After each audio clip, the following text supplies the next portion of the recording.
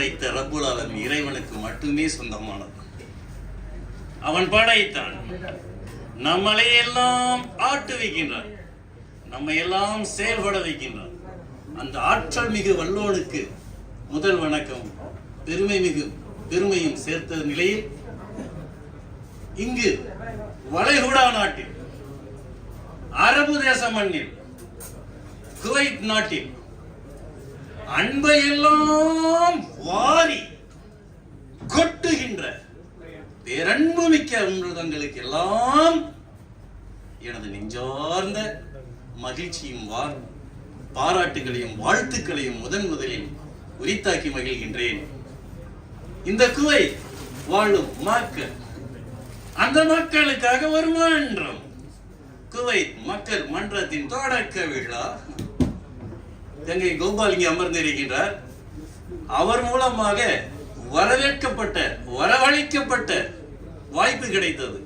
அந்த வாய்ப்பிற்கு வித்திட்டவர் எனது அன்பிற்கும் பாசத்திற்கும் மரியாதைக்கும் பெருமைக்கும் என்றென்றும் என் இதயத்தில் வாழ்ந்து கொண்டிருக்கும் அன்பு கெழுதகை விருந்தகை டாக்டர் எஸ். எம். ஹைதர் அலி அவர்கள். மனிதர்கள் எத்துணை ரகம், எத்துணை விதம், எத்துணை இனம், அப்பப்பா எண்ணி பார்க்கின்றேன், வியந்து போகின்றேன். இப்படியும் கூட சில மனிதர்கள் அடையாளப்படுத்திக் கொண்டு வாழ்ந்து கொண்டிருக்கின்றார்களே என்பதற்காக அவரை பேட்டி கண்டு கிட்டத்தட்ட ஓராண்டுக்கு மேல் அவருடன் இருந்து எத்துணை இரவுகள் அவருடனே இருந்து உறக்கத்தை தொலைத்து வாழ்வில் உறங்கிக் கொண்டிருப்பவர்கள் எல்லாம் விழித்தெழச் செய்ய வேண்டும் என்ற உணர்வுக்கு சொந்தக்காரர். அவருக்கும் நான் எனது நன்றியை இந்த இடத்தில் உரித்தாக்கி மகிழ்கின்றேன். நல்லாவே தட்டிங்களா? அதை என்ன மெதுவா தட்டிங்க. உண்மை இருந்தால் உங்கள் கரவழியை வாழ்த்துக்களாக தெரிவிப்பதில் பெரும் மகிழ்ச்சி அடைகின்றேன். இந்த இடத்தில் சுட்டிக்காட்ட விரும்புவது, எத்தனை நேரம் பேச வேண்டும் என்று எனக்கு ஏதேனும் வரையறை இருந்தால் சொல்லிவிடுங்கள் பெருந்தகைகளே. ஆனாலும் உங்கள் முகத்தில், உங்கள் கண்களில் தெரியும் ஒளியினை காண்பேன். அந்த ஒளியின் சிறிது சோர்வு ஏற்பட்டாலும் என் உரையை அப்போதே நிறுத்தி விடுவேன். வாய்ப்பு கிடைத்ததால், இந்த அன்புள்ளங்களை எல்லாம் சந்திக்கும் ஒரு சந்தர்ப்பம் கிடைத்ததால், இந்த நிகழ்வின் தலைமை நிகழ்ச்சியை தான் ஏற்று நடத்தி கொண்டிருக்கும் எனது இன்று சந்தித்தேன். ஆனால் ஏற்கனவே அவர் 7 ஆண்டுகளுக்கு முன்பு குவைத் தமிழ் மக்கள் மன்றத்திலே சந்தித்திருக்கின்றேன். குரலோசை தமிழ் மக்கள் மன்றத்தில் என்று நினைக்கின்றேன். குவைத் தமிழோசை மன்றத்தில் சந்தித்தேன். இப்போது இங்கு என் குரலோசை ஒலித்துக் கொண்டிருக்கிறது. அவர் கூறினார், இன்று நான் சமய விழாவில் கலந்து கொண்டிருக்க வேண்டியவன். இந்த சமயத்தில் சமய விழாவை தியாகம் செய்துவிட்டு தியாக திருநாளை கொண்டாடி கொண்டிருக்கும் இந்த வாரத்தில் எங்களோடு பங்கு பெற்ற அன்பிற்கும் பாசத்திற்கும் உரிய வாசு ராமநாதன் ஐயா அவர்களுக்கும் வெளிநாட்டு வாழ் தமிழர்களின் சார்பாக இதயம் நிறைந்த வாழ்த்துக்களை உரித்தாக்கி மகிழ்கின்றோம். ஊடகம் என்பது ஒரு மிகப்பெரிய ஆயுதம், ஒரு வலிமை மிக்க ஆயுதம், உள்ளங்களை புரட்டி போடும் ஆயுதம், மக்களை நேரடியாக செல்லக்கூடிய ஒரு வலிமை மிக்க ஆயுதம். அந்த ஆயுதத்தை தாங்கிக் கொண்டு என்னோடு பயணித்த அன்பு இளவல் பெருந்தகை இயக்குனர் திலகமாக இன்று நவீன திரை சிற்பி என்ற விருதினை பெற்ற அனீஸ் அவர்களுக்கும் எங்களின் வாழ்த்தினை உரித்தாக்கி மகிழ்வதில் நான் பெருமிதம் கொள்கின்றேன். இங்கு பேச்சு என்று சொன்னாலே ஒரு சின்ன சம்பவத்தை உங்களோட கலந்துரையாடல் தான். ஒரு நிகழ்ச்சிக்கு ஒருவர் ஏற்பாடு செய்திருந்தார். இந்த அமைப்பை சார்ந்த செயல் மறவர்களுக்கு முதல்ல பாராட்டு தெரிவிக்கணும். அந்த கடைசியில சொன்னாலும் சரி, இடையில் சொன்னாலும் சரி, முடிவில் முதலில் சொன்னாலும் சரி, முதல் இடை கடை என் நிலையில் பார்த்தாலும் ஆற்றல் மிக்க செயல் மறவர்கள். இங்கு பார்த்தேன், நூர் முகமது உள்ளிட்ட, நௌஷாத் உள்ளிட்ட, சலீம் உங்க சேகரையா அவர்கள் உள்ளிட்ட ஒவ்வொருத்தரும் எத்தனை மறைக்காய நான் பார்க்க என்ன ஆச்சரியம். துடிப்பு துடிப்பு துடிப்பு துடித்துக் கொண்டு செயல் செயல் செயல் என்று செயலில் முத்திரை பதித்துக் கொண்டு தன் முகத்திற்கு ஒரு முகவரி ஏற்படுத்த வேண்டும். உழைப்பால், உண்மையால், நேர்மையால் என்று. என்னங்க இங்க ஒவ்வொருத்தரையும் பார்க்கிறேன். அப்படி எங்க நபியில் அமர்ந்து இருக்கின்றார். பெரிய ஆச்சரியமா இருக்கு எனக்கு. இதெல்லாம் நம்ம பார்க்கும்போது இவர்கள் எத்தனை விழாக்கள், எத்தனை நிகழ்ச்சி, எத்தனை மாநாடுகள் இந்த இடத்தில் இந்த மண்ணில் நடக்கின்றது. தகுதி படைத்தவர்கள் தான், கடல் கடந்து வரவழைக்கப்படுபவர்கள் ஏனோ தானம் என்று உளறிவிட்டு போவதற்காக உங்களை கூப்பிட்டோம். சற்று முன்பு ஒரு சகோதரர் சொல்லி சென்றார், நல்ல கருத்துக்கள் நம்ம தான் தினம் பேசுறோமே, பேச்சு என்பதில் எங்கிருந்தோ எனக்கு அழைச்சு வந்திருக்கிறாங்க, அவங்க என்ன சொல்றாங்க அது கேட்போம். இது பெரியதோர் விழாவாக நடைபெற வேண்டிய விழா. ஆனால் இதே அரங்கத்தில் 2வது முறையாக உங்கள் முன்னிற்கு ஒரு வாய்ப்பினை பெற்றேன்.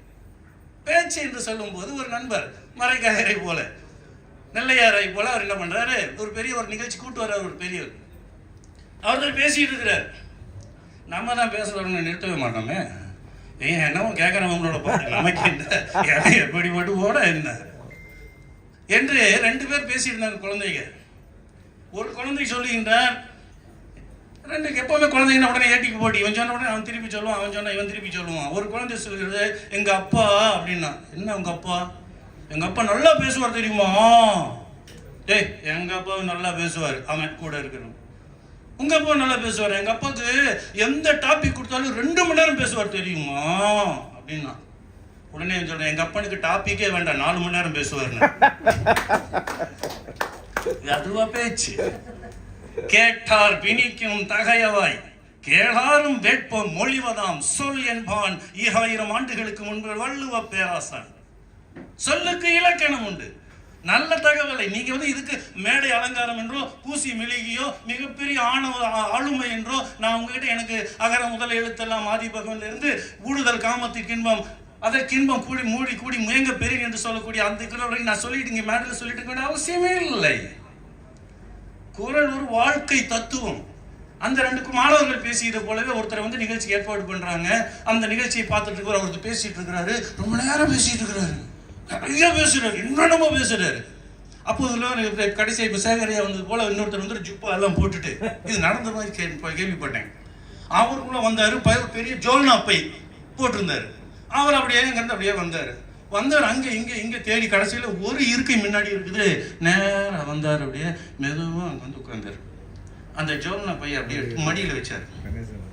ஜோல்னா பைய ஜிப் அப்படியே திறந்தாரு, உள்ள இருந்து என்னமோ எடுத்தார். மேடையில் நீங்க தான் பேசிட்டு இருக்காரு, நமக்கு தான் தெரியுமா யார் என்னென்ன பண்றா, பார்த்துட்டு இருக்கிறீங்க எல்லாம்.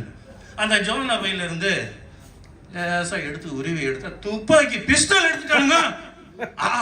அவன் பார்த்து மிரண்டு போயிட்டான். அது வரைக்கும் காய்ச்சி மூச்சு பேசிட்டு இருந்தவன் அப்படின்னு நான் என் பேச்சை இதோட முடிவு கொள்கிறேன்னு சொல்லிட்டு பேச்சை முடிச்சுட்டு எல்லாம் சிரிக்கிறீங்க. நகைச்சுவையும் இருக்கட்டும். சிரிக்காத மனிதன் வாழ்வதற்கே லாயக்கில்லாதன்னு என்று சொல்வார்கள். சிரித்த முகத்திற்கு சொந்தக்காரர்கள் இங்கே இருக்கின்றார்கள். மனம் விட்டு சிரிவோமே. இந்த ஒரு நாள் செவிக்கு உணவு இல்லாத பொழுதுதான் சிறிது வயிற்றுக்கு வியப்படும். அவன் பேசி முடிச்சுட்டு அது வரைக்கும் என்ன தெரியல, கொஞ்சம் அப்படியே உடம்பெல்லாம் வெடவெடுத்து போச்சு.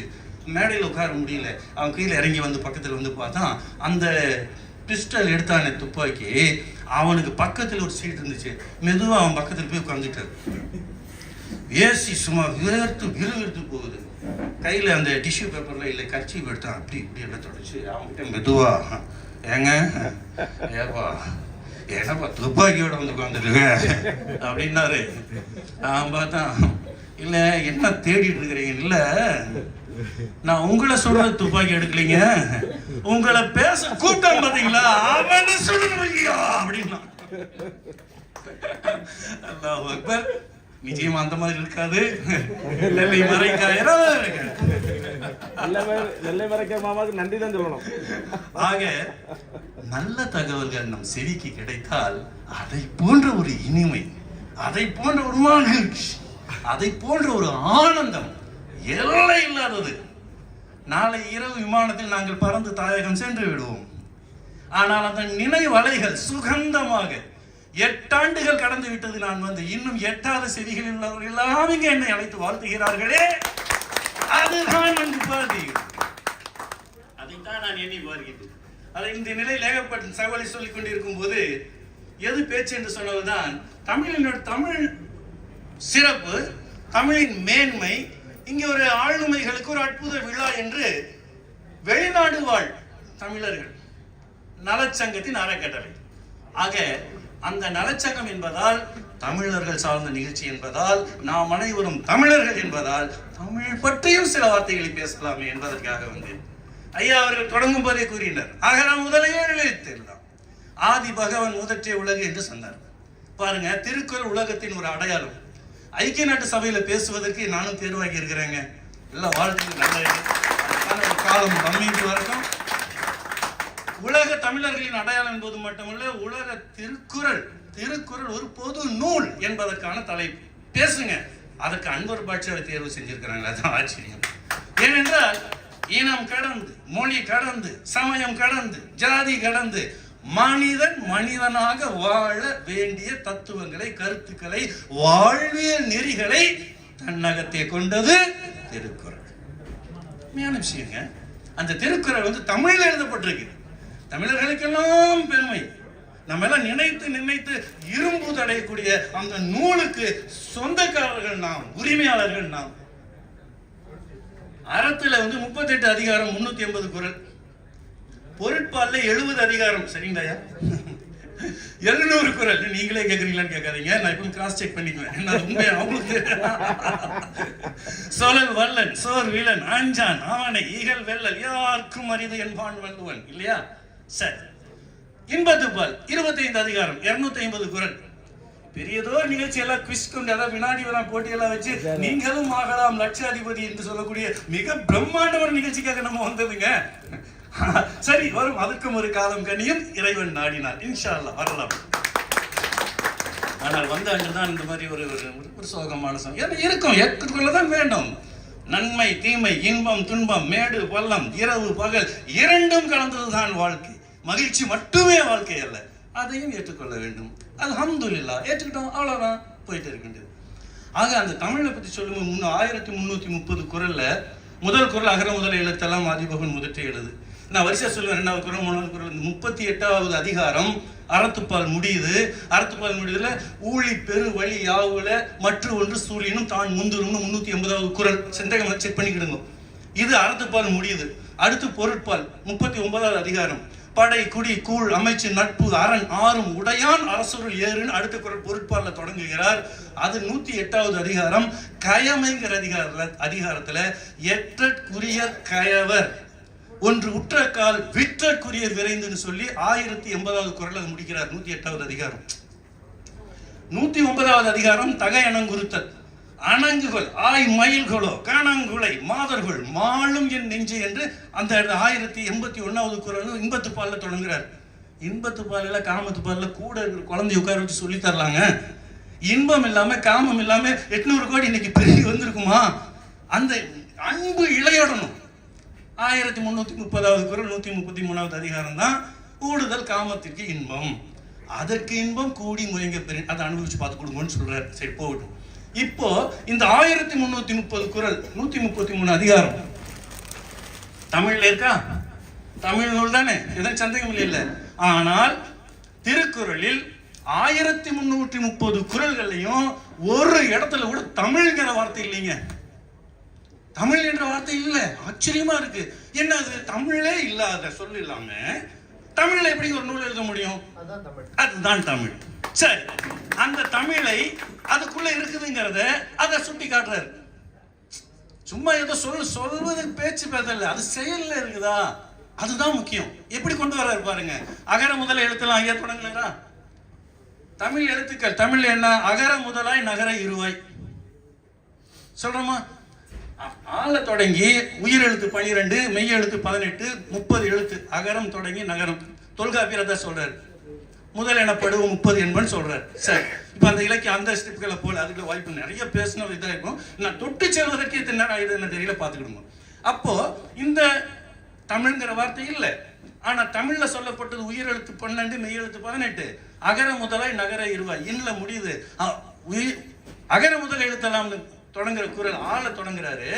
ஊடுதல் காமத்திற்கு இன்பம் அதற்கு இன்னும் கூடி முயங்க பெரின் இன் சொல்லிட்டு நகரத்துல முடிக்கிறாரு. அடையாளத்தை காட்டுறாரா?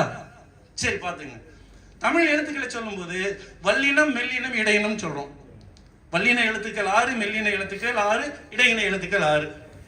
வல்லினம் மெல்லினம் 2வது குறள் பாருங்க. கற்றதனால் ஆய பயன் என்கொள் ஓலரில் கற்றதனால் கால தொடங்குறார், வல்லினம் கொண்டு வந்துட்டார். அடுத்த குரல் பாருங்க எப்படி சொல்றாருன்னு சொல்லிட்டு, மலர் மிசை எகினார் மானடி சேர்ந்தார் நிலமிசை நேடுவார். மலர்ல தொடங்குறாரு, இடையினத்தை கொண்டு வர்றாரு, மெல்லினத்தை கொண்டு வர்றாரு. அடுத்தது பாருங்க, வேண்டுதல் வேண்டாமை இளானடி சேர்ந்தாருக்கு யாண்டு விடுமையில்லைன்னு சொல்லிட்டு இடையினத்தை கொண்டு வர்றாரு. என்னங்க என்ன ஒரு அடையாளம்! இப்படி ஆய்வுகள் நிறைய போகும்போது உணர்வுபூர்வமாக எடுத்து இயங்கப்பட்டது இந்த நூல்கள் தான். இதெல்லாம் பார்க்கும்போது தான் இந்த பெரிய ஒரு வாய்ப்பு கிடைச்சி இந்த நூலை பெருமையை சொல்லும் போது மிகச் சிறப்பான ஒரு தகவல் பதிவு அதுல நமக்கு கிடைக்குது.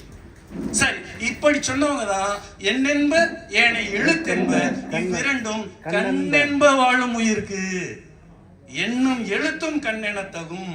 இதுதான் தகவல். அப்போ வாழ்க்கையில நமக்கு வந்துட்டு லிட்டரரி எடுத்துக்கிட்டோம், எழுத்தும் வேணும், இன்ஜினியரிங்கும் வேணும். இல்லாம ஒரு மனிதன் வாழ முடியுமா? எந்த நாட்டில் இருந்தா என்ன? அது முக்கியமானது. அப்ப எண்ணம் வேணும், எழுத்தும் வேணும். அப்ப இரண்டையும் எண்கள் என்று சொன்னா, இந்த மனித குலத்துல எண்கள் வந்து ரொம்ப முக்கியமான ஒரு இது. சிங்கிள் டிஜிட் 1 to 9 அதான் பெருசு. அதுக்கு அதிகபட்சமா போறதுக்கு எண்கள், அதை வச்சுட்டு அடுத்த சுழியம் ஜூலை வந்துடும். எத்தனை எண்களை வேணாலும் நம்ம அதை கொண்டு வந்து போட்டுக்கலாம், லட்சம் கோடி வேணாலும் எழுதலாம். ஆனா இந்த ஒரு ஒற்றைப்படை இலக்கத்துல பெரிய எண் 9. இந்த 9ஐ தமிழன் எப்படி பார்க்கிறான்? நவ கிரகங்களாக, நவ தானியங்களாக, நவ மணிகளாக காட்டியவன் தமிழன்.